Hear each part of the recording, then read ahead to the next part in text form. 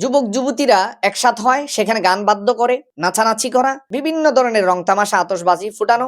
এই রাত্রিগুলোতে ব্যাপক পরিমাণে জেনা বেবিচার হয়েছে। যারা তাদের বন্ধুর হাত ধরে গিয়েছিল 31st নাইট উদযাপন করার জন্য, সেই বন্ধু এবং বন্ধুর যে সঙ্গীরা ছিল তাদের হাতে তারা দর্শনের শিকার হয়েছে। তাহলে এই রাত্রিটা বেহায়াপনা, বেলাল্লাপনা, অশ্লীলতা এবং দিন ও ইমান বহির্ভূত কাজকর্ম দিয়ে এই রাত্রিটাকে সাজানো হয়েছে। দিবস পালন এটাকে শিরক হিসেবে ধরা হয়।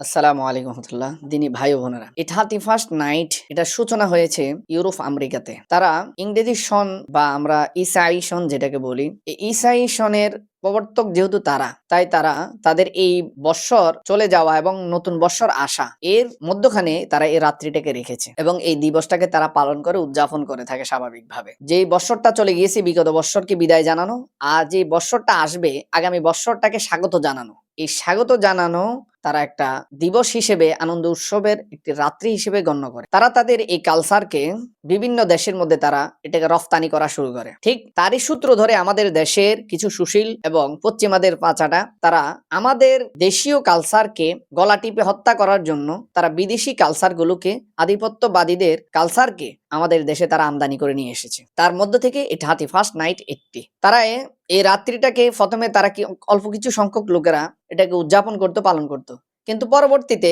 এটাকে তারা মিডিয়ার মাধ্যমে এবং তাদের বিভিন্ন বক্তৃতা, সেমিনার ইত্যাদির মাধ্যমে তারা এটাকে ছড়িয়ে দেয়। এরপর আমাদের যুবক যুবতীরা যারা শহরে বসবাস করে তারা এটাকে তাদের মডেল হিসেবে, তাদের একটা দিবস হিসেবে তারা গ্রহণ করে নেয়। এরপর তারা এই দিবসটাকে পালন শুরু করে।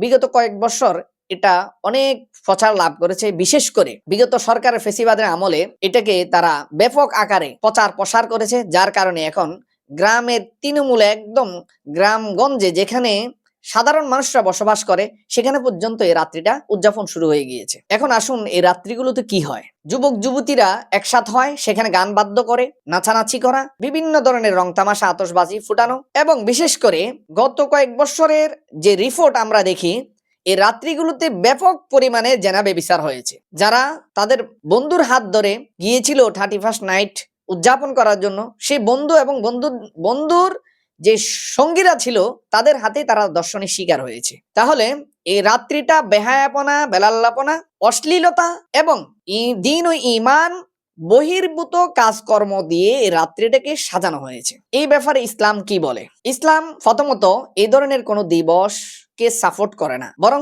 এই দিবস পালন এটাকে শিরক হিসেবে ধরা হয়। কারণ আমরা আল্লাহ সুবহানাহু ওয়া তাআলা ব্যতীত আর কারো পূজা করি না। আর যারা এই দিবসগুলো পালন করে তারা আল্লাহ সুবহানাহু ওয়া তাআলার সাথে অন্য আরেকটা জিনিসের পূজা করতেছে, অনুকরণ করতেছে। এই কারণে এটা সম্পূর্ণরূপে শিরক। এখন এই রাত্রিগুলোতে যে বেহায়াপনা, অশ্লীলতা করা হয়, এগুলো ইসলামের দৃষ্টিতে স্বাভাবিকভাবে এগুলো হারাম সবগুলো। বিশেষ করে যুবক যুবতী যারা বিবাহ বহির্ভূত ভাবে একে অপরের সাথে দেখা দিচ্ছে, সেখানে মেলামেশা করছে, একে অপরকে গা ঘেঁষে বিভিন্ন ধরনের আনন্দ ফুর্তি করছে, একে অপরকে স্পর্শ করছে। শুধু তাই না, তারা জানে বেবাসেরা অলরেডি লিপ্ত হচ্ছে। তাহলে এই ধরনের অশালীন কাজকে আল্লাহ সুবহানাহু ওয়া তাআলা কখনো প্রমোট করেন না, কখনো এটা পছন্দ করেন না। বরং আল্লাহ সুবহানাহু ওয়া তাআলা জিনা ব্যভিচারের কাছে যেতেই নিষেধ করেছেন। আল্লাহ সুবহানাহু ওয়া তাআলা বলেন, লা তাকরাবুজ জিনা ইন্নাহু কানা ফাহিশাতান ওয়া সাআ সাবিলা। তোমরা জিনার কাছে দাঁড়িয়ে যেও না, কারণ এটা অশ্লীল এবং সবচেয়ে গর্হিত একটি কাজ। তাহলে আল্লাহ সুবহানাহু ওয়া তাআলা জিনা ব্যভিচারের কাছে দাঁড়িয়ে যেতেই নিষেধ করেছেন, সেখানে একবার জিনা ব্যভিচারে লিপ্ত হওয়া এটা তো অনেক দূরের কথা। অপরদিকে আল্লাহ সুবহানাহু ওয়া তাআলা জেনা ব্যভিচার এবং এই অশ্লীলতাকে যারা ছড়িয়ে দেয়, যারা এটাকে আমদানি করে, মানুষের মধ্যে এটাকে প্রচার প্রসার করে, আল্লাহ সুবহানাহু ওয়া তাআলা তাদের জন্য ভয়াবহ শাস্তির ঘোষণা দিয়েছেন। আল্লাহ সুবহানাহু ওয়া তাআলা বিশেষভাবে সূরাতুন নূরের 19 নং আয়াতে তিনি ঘোষণা করতেছেন, ইন্নাল্লাযীনা ইউহিব্বুনা আন তাশিআল ফাহিশাতা ফিল্লাযীনা আমানু লাহুম আযাবুন ফিদ দুনিয়া ওয়াল আখিরাহ। যারা মুমিনদের মাঝে অশ্লীলতা, বেহায়াপনাকে ছড়িয়ে দেওয়ার মনস্থ করে ছড়িয়ে দেয়, তাদের জন্য রয়েছে দুনিয়া এবং আখিরাতে বেদনাদায়ক শাস্তি। তাহলে আল্লাহ সুবহানাহু ওয়া তাআলা সূরা নূরের 19 নং আয়াতে তাদের শাস্তি এবং ভয়াবহতা সম্পর্কে আল্লাহ তাআলা জানিয়ে দিয়েছেন। আর বিশেষভাবে আমরা জুমার দিন খুতবার মধ্যে একটি আয়াত পড়ে থাকি, সূরাতুন নাহালের 90 নং আয়াত, ইন্নাল্লাহা ইয়া'মুরুকুম বিল আদলি ওয়াল ইহসান ওয়া ইতাই যিল কুরবা ওয়া ইয়ানহা আনিল ফাহশাই ওয়াল মুনকারি ওয়াল বাগয় ইয়াইদুকুম লাআল্লাকুম তাযাক্কারুন ফাযকুরুনি আযকুরুকুম। এই আয়াতে আল্লাহ সুবহানাহু ওয়া তাআলা ইরশাদ করেন, আল্লাহ সুবহানাহু ওয়া তাআলা তোমাদেরকে নির্দেশ দিচ্ছেন ন্যায় ইনসাফের, দয়ার এবং আত্মীয় স্বজনের হক আদায় করার জন্য। আর তোমাদেরকে নিষেধ করতেছেন অশ্লীলতা এবং গর্হিত কাজ, খারাপ কাজ থেকে এবং জুলুম থেকে। তিনি তোমাদেরকে উপদেশ দিচ্ছেন যাতে করে তোমরা উপদেশ অনুসরণ করো, মানো। তাহলে এই আয়াতেও আল্লাহ সুবহানাহু ওয়া তাআলা ফাহশাকে ওয়ানহা আনিল ফাহশা ওয়াল মুনকার তথা অশ্লীলতা এবং খারাপ কাজ, এই দুইটাকে আল্লাহ সুবহানাহু ওয়া তাআলা একসাথে নিয়ে আসছেন।